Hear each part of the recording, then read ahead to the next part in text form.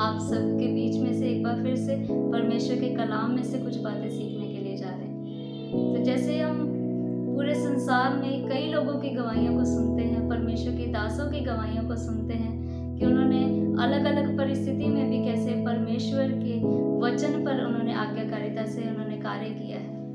तो कई बार हम हैरान भी होते हैं कि ऐसा कैसे हो सकता है कि अलग अलग परिस्थितियों में चाहे कहीं भी सताव आए, लेकिन फिर भी वो परमेश्वर के कलाम में बने रहते हैं। तो वही बातें हम आज कलाम में से सीखने जा रहे हैं कि ऐसी कौन सी बात उनको उत्साहित करती है कि वो वचन में आगे बढ़ने पाए।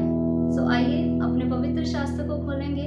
यहिजकेल की किताब उसका 3 अध्याय 1 से लेकर 3 आयत तक हम पढ़ने जा रहे हैं। तब उसने मुझसे कहा, हे मनुष्य की संतान, जो तुझे मिला है उसे खा ले, अर्थात इस पुस्तक को खा, तब जाकर इज़राइल के घराने से बातें कर।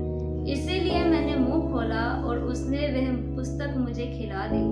तब उसने मुझसे कहा, हे मनुष्य की संतान, ये पुस्तक जो मैं तुझे देता हूँ उसे पचा ले और अपनी आंतड़ियाँ इससे भर ले। अतः मैंने उसे खा लिया और मेरे मुंह में वे मधु के तुल्य मीठी लगी। आमीन। सो परमेश्वर यहाँ पर एक यहिजकेल नबी, जो उसका परमेश्वर का दास था, उसे एक दर्शन देते हुए यहाँ पर प्रभु ने बोला है। यहिजकेल जब 4 साल की नबूकदनेस्सर में बेबीलोन की गुलामी के बाद यहाँ पर परमेश्वर 5वें साल में उससे एक बातें कर रहा है और पहले और दूसरे अध्याय में, और उसे बहुत अद्भुत एक दर्शन देता है। यहाँ पर परमेश्वर ने यहिजकेल को बोला कि एक पुस्तक तुझे दी गई है जो तुझे खानी है।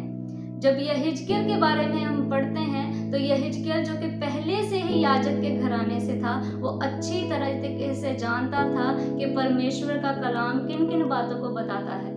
लेकिन यहाँ पर जब 2 अध्याय उसकी 9 और 10 आयत को हम पढ़ते हैं तो वहाँ पर परमेश्वर का वचन बताता है कि तुझे अब एक अलग तरीके की पुस्तक दी जा रही है, जिसमें लिखा गया है कि शोक और दुख भरे वचन और विलाप के वचन हैं। सो परमेश्वर ने उसे इस जगह पर बहुत ही अलग वचन खाने के लिए दिए। कोई आज्ञाकारिता का नहीं, कोई अच्छाई का नहीं, कोई उसे बलिदान देने के लिए नहीं, बल्कि एक अलग तरीके का वचन परमेश्वर ने उसे दिया, जो कि था विलाप और शोक का।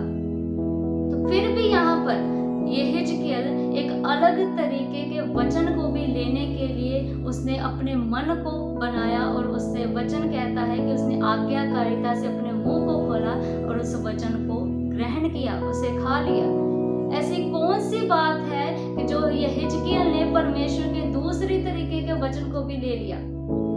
हम कई गवाहियों को सुन चुके हैं। जब हम परमेश्वर के दास साधु किशन सिंह जी के बारे में सबको लोग जानते हैं, जब उनके बारे में हम सुनते हैं तो उनकी गवाही में बताया गया है कि जब वो छोटे थे तो उनकी माता, क्योंकि वो एक अलग धर्म से थे, तो उनकी माता उनको हर रोज रात को वो एक छत पे ले जाकर उनको एक प्रभु के कलाम में से नई नई बातें सिखाते थे। एक दिन ऐसा हुआ कि उनके पिता को जब इस बारे में पता चला तो वो उनका विरोध करने लगे और तलवार लेकर उनको मारने के लिए गए। तब उनकी माता को जब पता चला कि उसके पिता, जो किशन सिंह के पिता है, उसे मारने के लिए आ रहे हैं, तब उन्होंने अपने बच्चे को यानी कि साधु किशन सिंह जी को एक आज्ञा दी। उन्होंने कहा कि किशन सिंह, हो सकता है कि आज के समय में, आज के दिन में तो अभी के अभी मौत के घाट उतार दिया जाए, लेकिन फिर भी मैं तुझे यही आज्ञा देती हूँ कि जो मैंने कलाम आज तक तुझे सिखाया है उसके आज्ञाकारिता में बने रहना, चाहे तेरी जान क्यों न चली जाए। तो जब हम उसके जीवन से और यहिजकेल के जीवन से देखते हैं तो एक ही बात जो परमेश्वर ने हमें सिखाई है वो यही है कि जब 9 आयत में पढ़ते हैं तो यहिजकेल को पता था कि चाहे वो आशीष का वचन नहीं है, चाहे वो बरकतों का वचन नहीं है, लेकिन फिर भी मैं इसे ग्रहण करूंगा क्योंकि मेरे परमेश्वर ने ये वचन मुझे दिया है। सो मेरे प्रियो, आज के समय में परमेश्वर ने कई आज्ञाएं हमें दी हैं।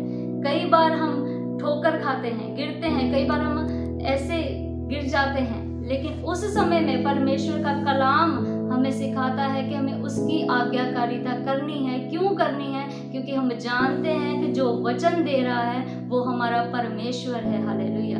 और उसका कलाम है वो एक साधारण कलाम नहीं है, वो एक साधारण वचन नहीं है। प्रभु का वचन कहता है, बाइबल बताती है कि उसी के सामर्थ्य से सब कुछ यहाँ पर स्थापित हुआ है। हालेलुया। उसी के सामर्थ्य से सब कुछ रचा गया है। सो मेरे प्रियो, ये वचन एक साधारण वचन नहीं है। कलाम बताता है, बाइबल बताती है कि इस वचन के सामर्थ्य से ही सब कुछ रचा गया है।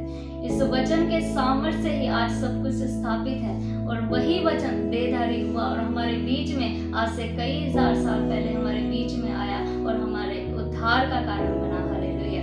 सो उसी वचन के सामर्थ्य को जब हम अपने जीवन में ग्रहण करते हैं तो वही हमें सामर्थ्य देता है, हमें शक्ति देता है कि हम उसके वचन की आज्ञाकारिता कर सकें। तो मेरे प्रियो, अगर आपके जीवन में भी अगर कोई भी ऐसी बात है जिसकी वजह से आप परमेश्वर के कलाम पर खड़े नहीं रह पा रहे, तो हमेशा याद रखिए कि जब भी आप इस वचन को ये समझकर ग्रहण करेंगे कि मेरे प्रभु ने, जिसने ये सारी सृष्टि बनाई है, उसका ये कलाम है, तो चाहे वो अच्छाई के लिए हो, चाहे वो डांट के लिए हो, चाहे फटकार के लिए हो, आप उसकी आज्ञाकारिता करेंगे। हालेलुया। सो परमेश्वर आपको इन वचनों के द्वारा बहुत ही आशीष देने पाए। सबको जय मसीह।